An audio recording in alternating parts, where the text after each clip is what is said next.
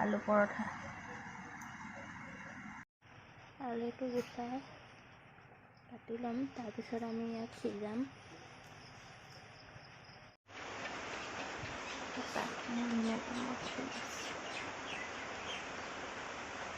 মাছখিনি কাটি লৈ আলুখিনিৰ সৈতে সিজাই লোৱা আলুখিনিৰ সৈতে এতিয়া মই পানী পিটিকা কৰি ল'ম আলু পৰঠা বনাবলৈ।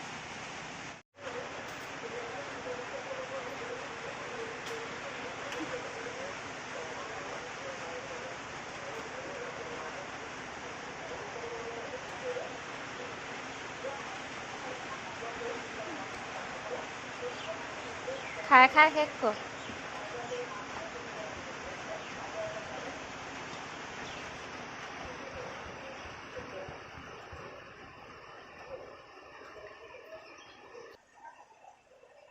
ধুনীয়াকৈ বেলি ল'লোঁ আলুৰ মাজত দি। এতিয়া আমি ইয়াক তেলত বনাম।